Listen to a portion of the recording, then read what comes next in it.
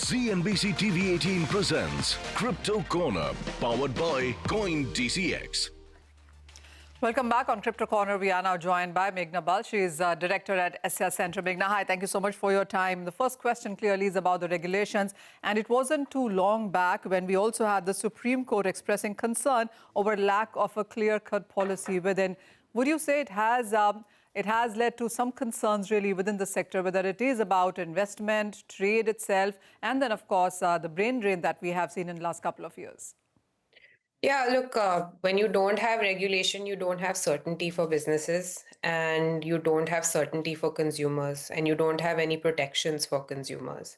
And I think particularly when you're dealing with something that has financial implications, regulation needs to be in place to, one, safeguard consumers, but also tell businesses what the rules of engagement are, the clear rules of engagement are. If there are clear rules of engagement, from that follows investment, from that follows innovation.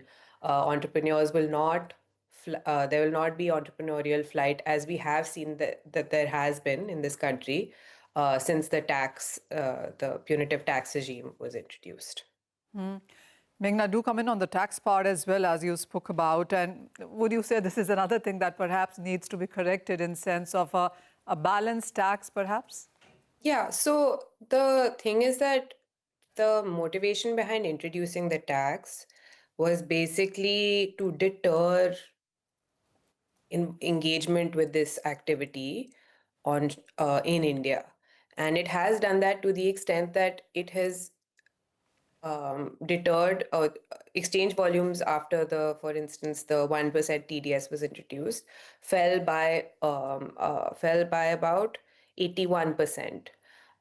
But it's not that the activity has gone down in toto. So basically, there's been a displacement of activity. So what we saw in a study that we did was that about 32,000 crores have been offshored from domestic exchanges to foreign ones to kind of capitalize on or to basically evade the heavy tax imposition, because you have 30% income tax, you have no permission for set off, and you have a 1% transaction tax, which in a market where there is considerable volatility, there is an incentive for traders to trade quickly, particularly when it's conducive to when there's like limited friction in the ability to carry out those trades. But those trades become very expensive and non-remunerative if you impose a 1% tax on each transaction.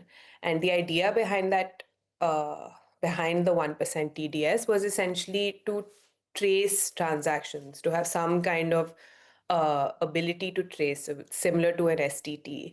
But 1% is extremely punitive. Something better would be a 0.01%, which would still achieve the object sought, but would not necessarily encourage capital flight, which is what's happening right now. Meghna, comment on the fact that also this perhaps is because of the kind of volatile moves that we have seen in crypto, it's more seen as a speculative asset class and not a mainstream investment asset class. Would you think that a lot of policy changes perhaps around that could help change that status? You know, we actually did a study of about 1,000 people in India to understand how they feel about crypto investments relative to financial instruments. So obviously, financial instruments, the investment in them was much higher. I mean, the adoption rate for financial instruments was among urban populations at a higher level of education was 39.2%, and for crypto instruments was 16%. But for people who understood how these instruments worked, adoption rate for financial instruments was 73%, and for crypto assets it was 31%.